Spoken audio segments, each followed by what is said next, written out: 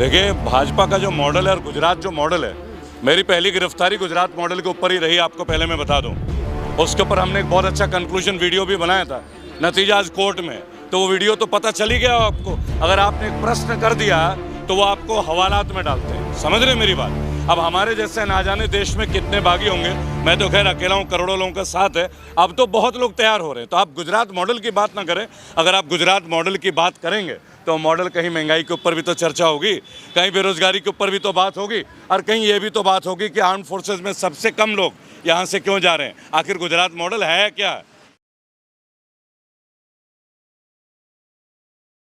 Sir, आप गुजरात में पहुंचे हैं जी, ऐसा लग रहा है गुजरात का माहौल आपको? गुजरात मेरे लिए पहली बार नहीं है, मेरे मुकदमे हैं गुजरात में, आपको पहले मैं बता दूं। और 2016 से मैं मुकदमे भुगत रहा हूं यहाँ पे। और ये प्रण लिया था हमने कि एक एक करके भाजपा की सारी किल्ली उठाएंगे। तो सीधा हिमाचल प्रदेश परिवर्तन करने के बाद यहाँ उतरा हूँ। पीछे का दफ्तर आप देख रहे हैं, हमारे छोटे भाई निकुल सिंह तोमर, यहाँ के वर्तमान पार्षद भी, अब वर्तमान विधायक भी बनने वाले हैं। रेबल फाउंडेशन इनके साथ। और अब तो सफ़र शुरू हो रहा है आज नॉमिनेशन के बाद से। मेरे ख्याल से अहमदाबाद की जितनी भी सीटें हैं वहाँ पे आपको इसका असर देखने लगेगा 24 घंटे के अंदर। पर 3 आदमी यहाँ पर जो दिग्गज हैं भाजपा के, वो आकर बैठे हुए, अमित शाह, मोदी और नड्डा जी। जी, तो लग रहा है एक को बीच में रोक रहा है, एक को हटा दीजिए। नड्डा जी को हमने हिमाचल में पस्त कर दिया है। अच्छा, मैं आपको बता दूं, वहाँ राजा वीरभद्र मॉडल आने वाला है। विक्रमादित्य जो भारत के सबसे युवा विधायक हैं, और एक नया चेहरा हम देखने जा रहे हैं हिमाचल की परिभाषा में। और मैं स्वयं वहाँ रहा हूँ अभी 4 महीने, तो ज़्यादा तो नहीं, पर 45 से ऊपर हमारी सीटें आ रही हैं वहाँ पे। तो नड्डा जी को यहाँ से हम लोग फ्री कर देते हैं। बाकी 2 के बारे में जो चर्चा करना है कर सकते हैं। लेकिन 28 साल से जमे हुए हैं गुजरात में, पर गुजरात में कैसे परिवर्तन आपके लिए संभव होगा? देखिए, मैं आपको बताऊं, बंगाल में कॉमरेड्स 30 साल तक थे। मैं बंगाल की वीर धरती से आता हूं। हमने ममता जी का किया। पत्रकार महोदय, आप में से बहुत सारे लोग मेरे साथ बंगाल में भी रहे होंगे। तो जब वहाँ परिवर्तन हो सकता है तो परिवर्तन तो कहीं भी। वैसे भी हम लोग हिंदुत्व को मानते हैं, तो गीता में तो लिखा है ना, परिवर्तन ही संसार का नियम है। 27 साल का जो सूखा है जहाँ आप खड़े हैं, नरोड़ा सीट, ये भी हम खाली करेंगे। लेकिन रेबल जी, केजरीवाल दावा कर रहे हैं कि जो परिवर्तन है उसका मतलब है आम आदमी पार्टी, कांग्रेस तो दिख नहीं रही है। नहीं, देखिए, मैं एक बात बोलूँगा। केजरीवाल जी अगर कहते हैं कि परिवर्तन दिख रही है, पहली बात पे तो मैं आपके साथ हाँ में हाँ मिला लेता हूँ कि परिवर्तन है। दूसरी एक बात है कि आम आदमी और झाड़ू 2 अलग चीज़ है। भारत का हर व्यक्ति आम आदमी होता है, उसे आप केवल पार्टी के नाम से नहीं जोड़ सकते। आप जिस जगह खड़े हैं, यहाँ भी आम आदमी खड़े होते हैं। तो जब आम आदमी पार्टी नहीं थी तो तब क्या आम लोग रहते ही नहीं थे क्या? बड़ा सीधा सा प्रश्न है। दूसरा, अभी पंजाब में जो असर हो रहा है खालिस्तान का, अभी पंजाब में अभी उन्होंने बहुत बड़ा टिप्पणी किया माँ लक्ष्मी और गणेश जी को नोट के ऊपर। अगर वाकई में उन्हें हिंदुत्व को लेकर कोई एजेंडा ही चलाना था तो आपने पंजाब में हिंदूवादी नेता का हत्या भी देखा होगा, जो पुलिस के सामने गोली मारी गई।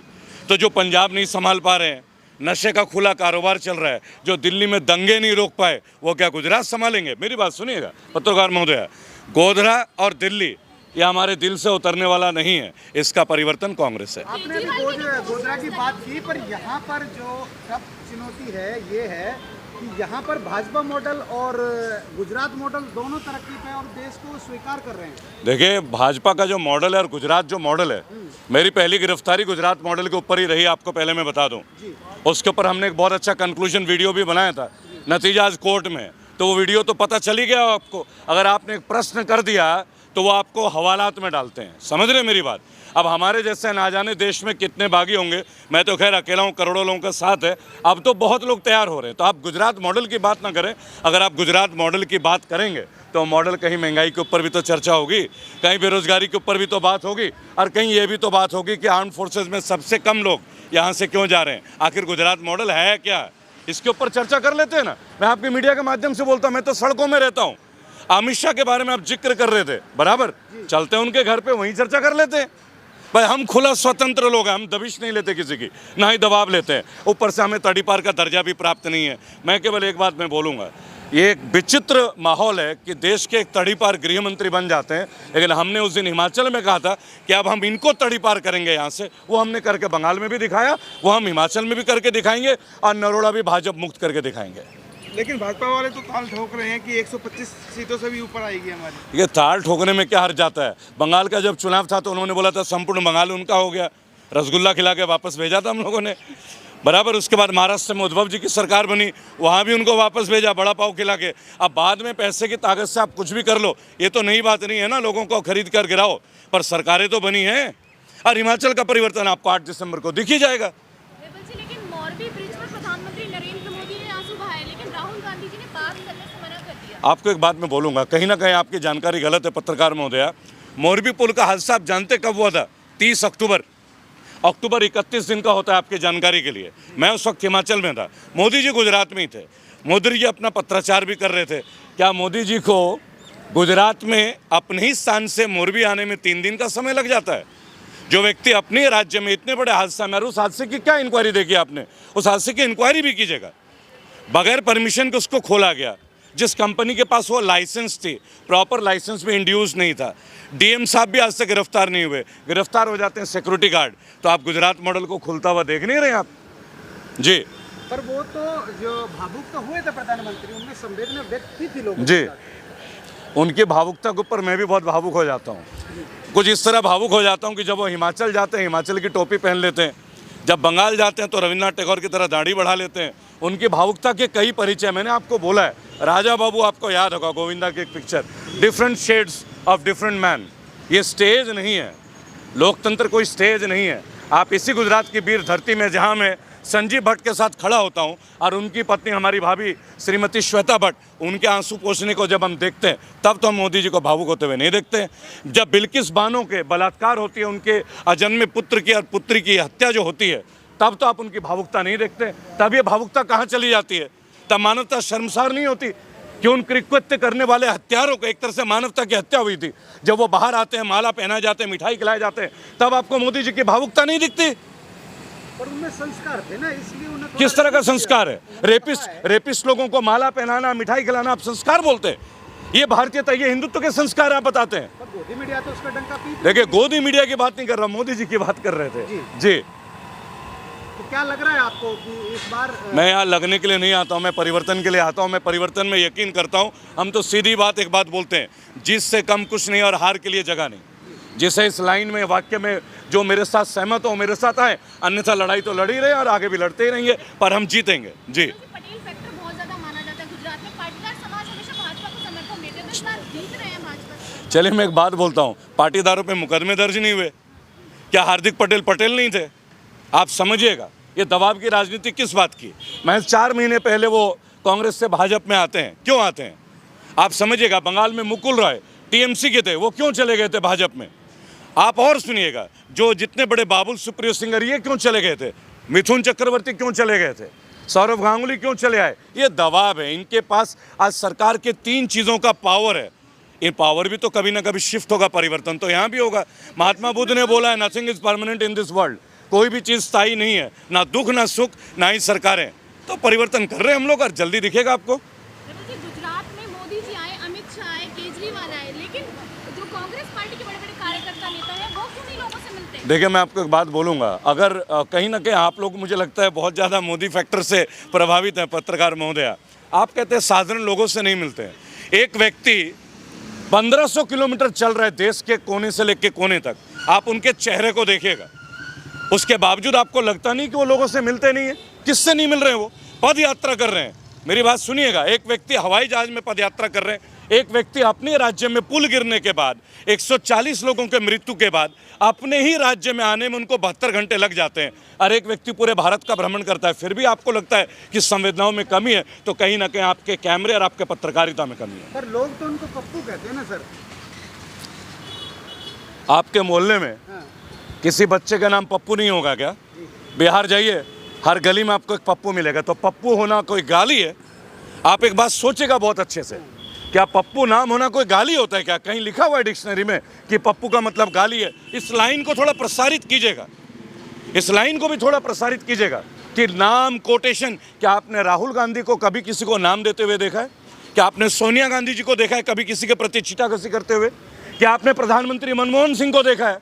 क्या आपने सुभाष चंद्र बोस को देखा है, भगत सिंह को देखा है? ये छींटाकशी कौन करते हैं?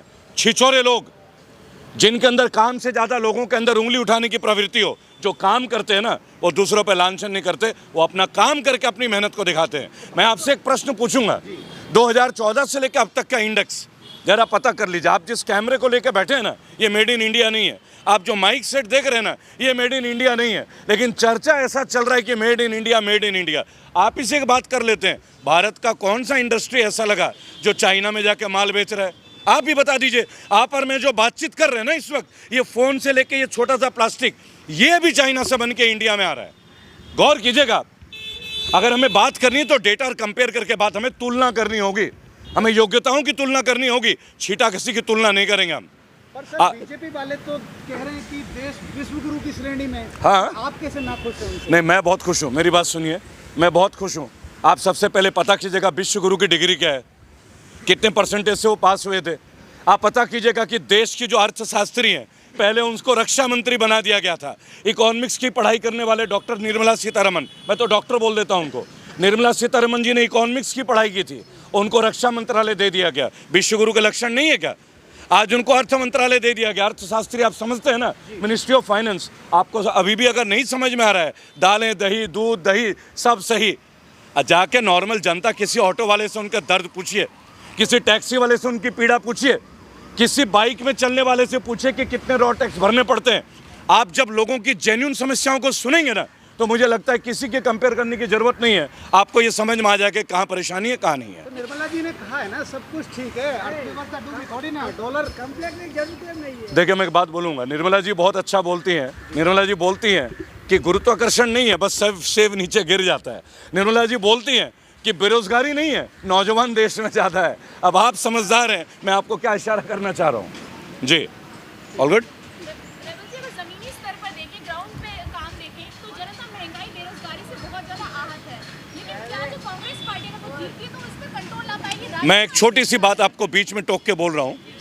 राजस्थान गवर्नमेंट ने ओल्ड पेंशन स्कीम को लागू कर दिया है, OPS बोलते हैं इसको। हिमाचल प्रदेश में 4 लाख लोग हैं जो पेंशन से प्रभावित हैं। उन्होंने कहा सरकार आते हैं, हम यहाँ भी लागू करेंगे। आप जानते हैं, जब कोई बुजुर्ग रिटायर होता है, एक पेंशन ही सहारा होता है। जब माँ बाप को बच्चे छोड़ दें, हादसे में मृत्यु हो जाए, ये पैसा किस काम का आता है? उनके आत्मसम्मान के लिए, कहीं रिश्तेदारी में जाए, बच्चों की शादी के लिए, किसी को कुछ देने के लिए, अपने हेल्थ कवरेज करने के लिए। मोदी सरकार ने ये भी बंद किया। आपको बता दें, ये वही सरकार है जो 2002 में भी सबसे पहले पैरामिलिट्री फोर्सेस की पेंशन बंद की थी, पुलिस की पेंशन बंद की थी। अब इन्होंने अग्निवीर लाया। एक एक करके हर इस विभाग का देना बंद कर रहे हैं, इन्हें केवल लेना आता है। क्या मोदी सरकार ने कभी ये डिक्लेयर किया कि जितने भी मिनिस्टर उनके पेंशन बंद हो जाए? सवाल उठाना सीखिए, सही सवाल पूछना सीखिए। जिस दिन सही सवाल करेंगे ना, ये जो जनता डरी हुई है मुकदमों के, ये आप लोगों के चैनल के माध्यम से दोबारा जागृत हो जाएगी, इनको बल मिल जाएगा। सीधा मैसेज है, जो गलत, देखिए सीधी बात है, परिवर्तन हर जगह से हो रही है, तो परिवर्तन यहाँ भी होगा, परिवर्तन यहाँ भी होगा। लेकिन उसके लिए सबका भागीदारी होना आवश्यक है, जनता का भी और मीडिया का भी। प्रणाम।